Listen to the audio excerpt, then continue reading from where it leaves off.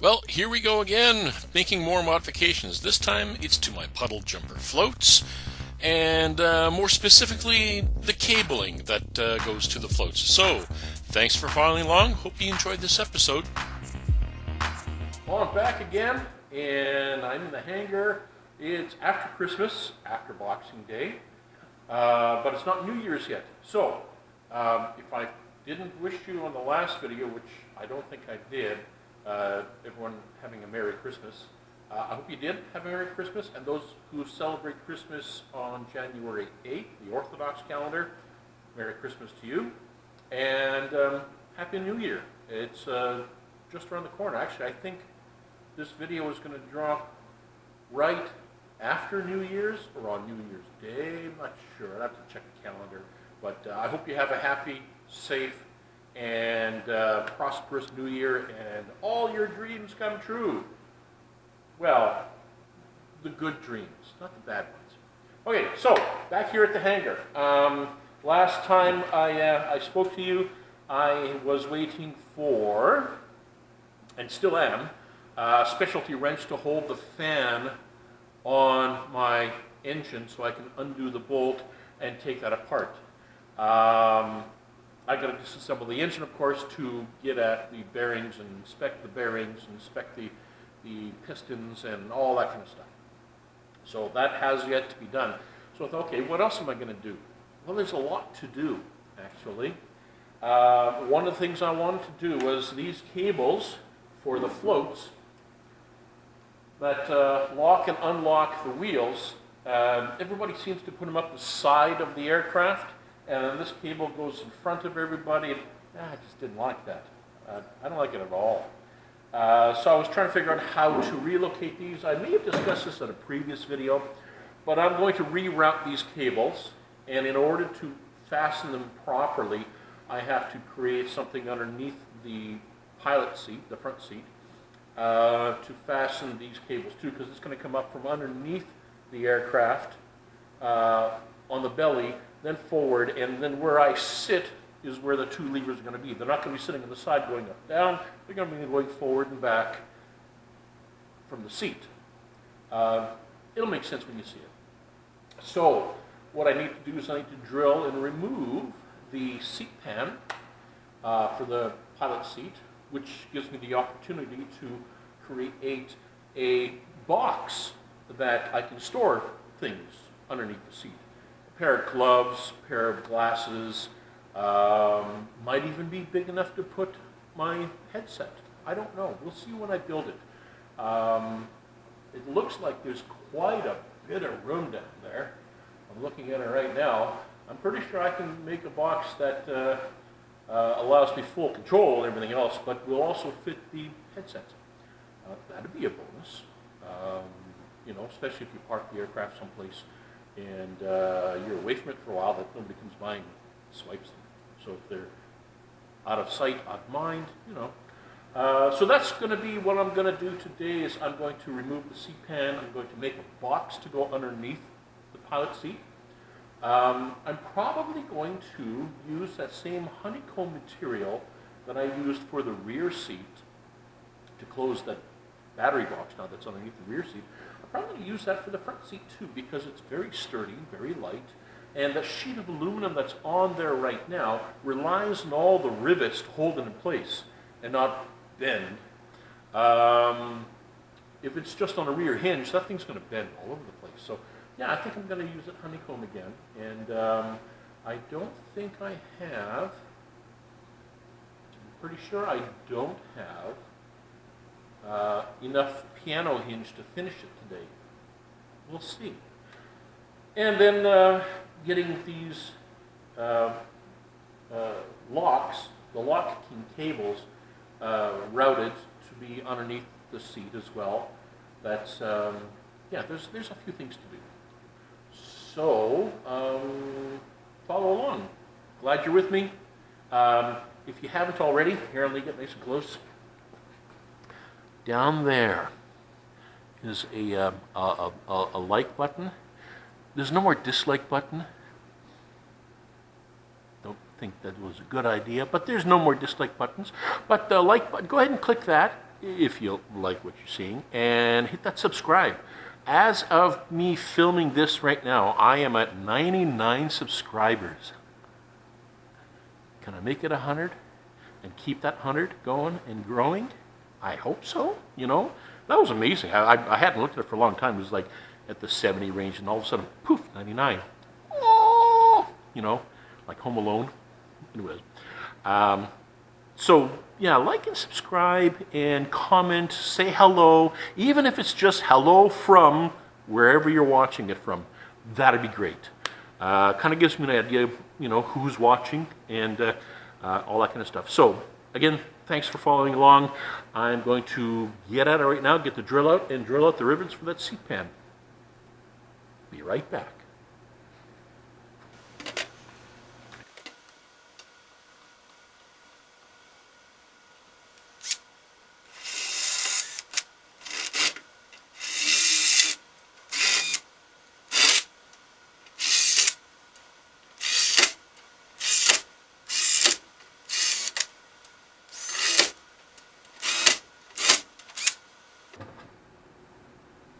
Now, these rivets that were used are stainless steel rivets. They're not aluminum. And so that's why I'm using cutting fluid to lubricate. Otherwise, I will burn out this drill bit in no time. So I just put a tiny drop on the head of the rivets, and I'm going to drill out. Doesn't take much, but that's where the smoke is coming from, if you notice the smoke. It's the oil heating up. It gets very hot. And yeah, I might as well put oil on all of them. Just, like I say, just a drop of this cutting fluid. There we go. That's enough. And now, let's do the rest.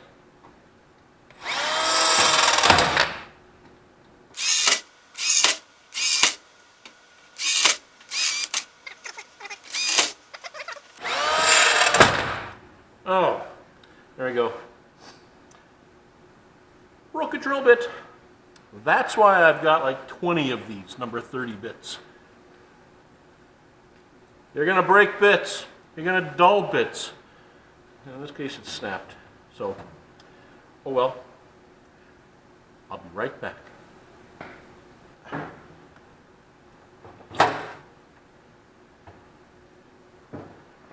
Could technically still use this one. Just won't be as long. Why not? It'll be short.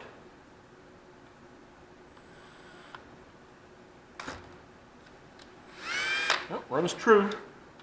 I don't need much.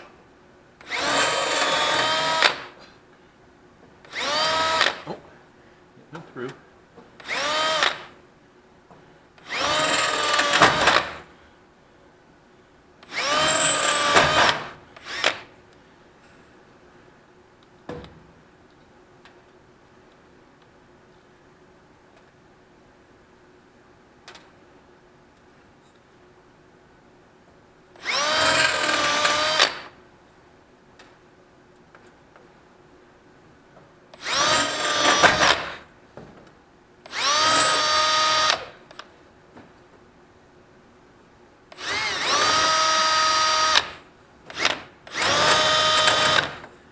I hit it when the rivet spins. You can get it. You got to go at an angle. Hurts the bit, but this one's already broken. But there we go. Now,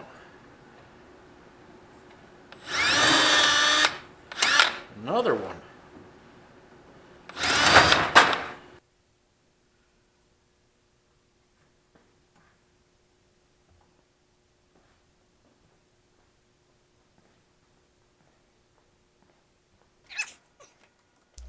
Okay, this is the part where I start figuring out just how much clearance I've got to make for the box. So of course I have to go full deflection on the stick, left and right, and forward and back, and go there with the measuring tape so I don't make the box too big to interfere with the controls.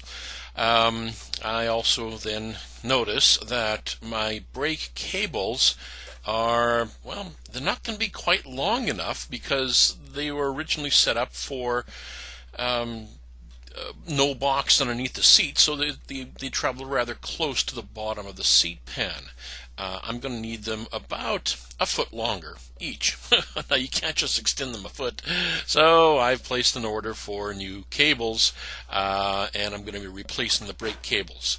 But this part over here is just me making measurements, and actually this is where I discover my brake cables just won't be long enough, and I gotta buy longer cables. So yeah, had to place an order for that, and that's going to be part of the modifications. But at that point, I basically said, okay, switch gears. There's another annoyance that I'm going to fix with the cabling for the Puddle Jumper Floats, and I'll discuss that in a second. So we'll go out of warp speed and go to normal speed. Okay, well, I'm going to take a little diversion here. I'm going to take this opportunity to make a modification to the cabling on these floats. Now, let me put this camera down. Bang, bang, crash. Sorry, apologies. And let's see, that should be in frame. This is the cable that raises and lowers the landing gear. It's not attached to this nut. As a matter of fact, it sits out like this all the time. And there's got to be a way of getting this to stay there so that it doesn't fall out and lead itself directly in. And there is. There's several methods. I've seen people use the metal tubing and all that. I've also seen some people just use fuel line and clamp it down. It's very stiff. It holds it in place. I'm going to try that. We'll see if it works. And if it does, great. I've fixed a nagging issue that I don't like.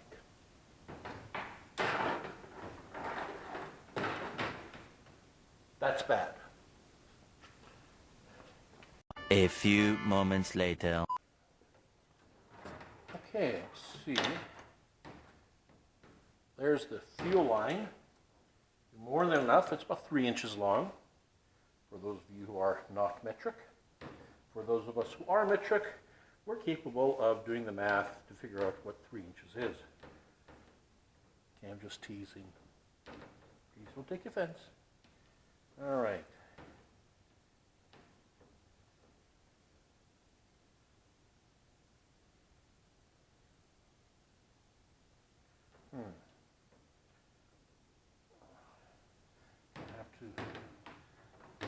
Slide something down the tube and I'll be right back. A little longer than a few minutes later. Use a scrap throttle cable. That'll work.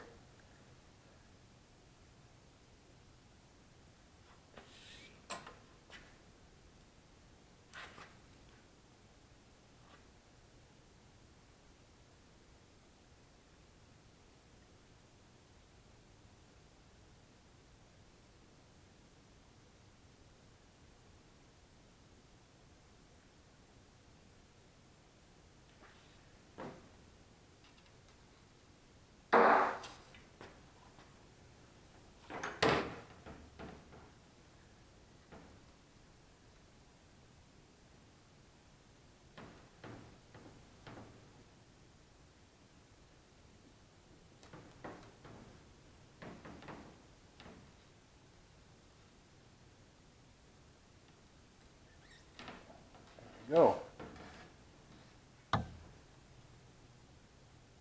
Well, that's pretty snug.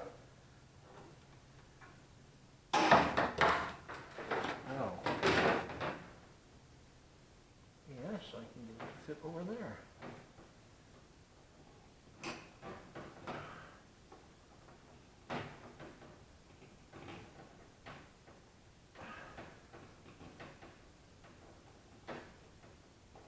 Way down. Look at that. Okay. Now, do I just use pipe clamps? or clamps on here, fuel hose clamps. Give that a shot. I have some. Let me go find them. 20 minutes later.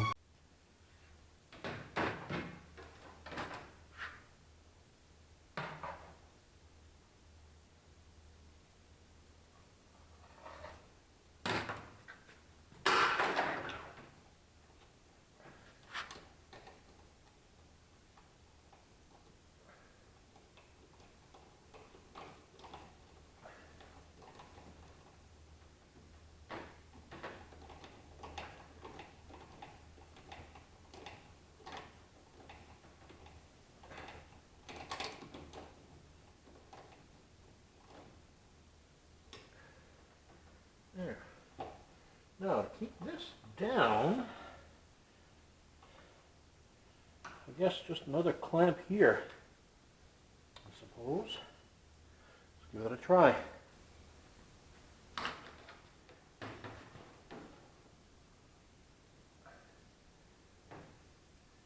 I don't have to have it up top. I can have the clamp on the bottom so it doesn't look so unwieldy.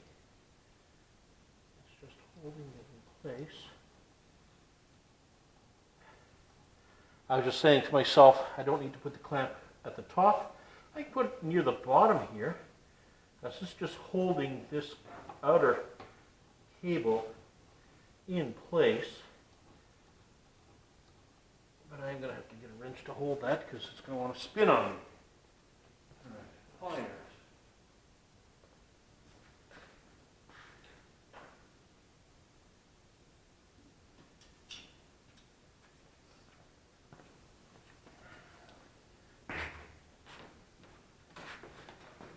All right.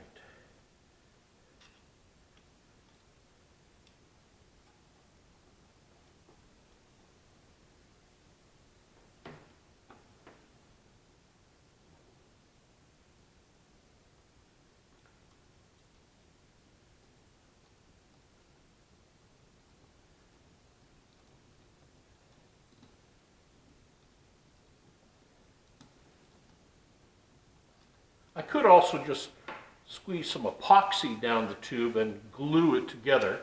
There's that. Which may be what I need to do.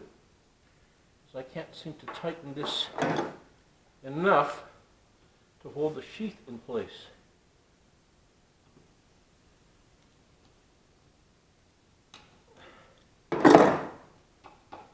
That won't work. Oh, I have another option. I could put heat shrink tubing on here on the top side because the heat shrink tubing I have has an adhesive in it and it'll glue itself here and it'll glue itself together. Maybe I'll do that.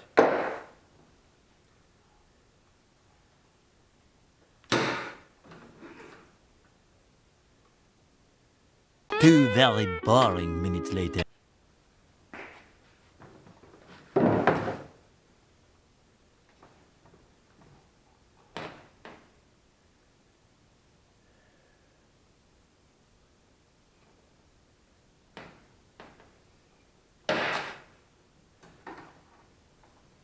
Why not? So good.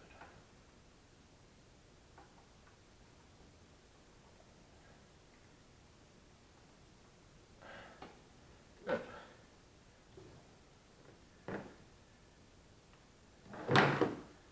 Now all I need to do is shrink it down and the glue will activate and hold it together. And while I'm doing that, I'm just going to make sure it's fully seated. Oops. All right. Get about an inch on there.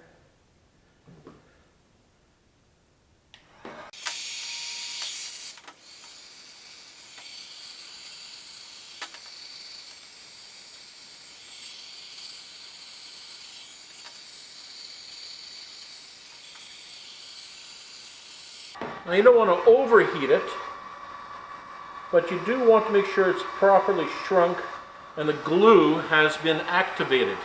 It's heat-activated glue. And I'm pushing down on this right now. And I'm going to hold it in place while it's quite hot, while it cools down.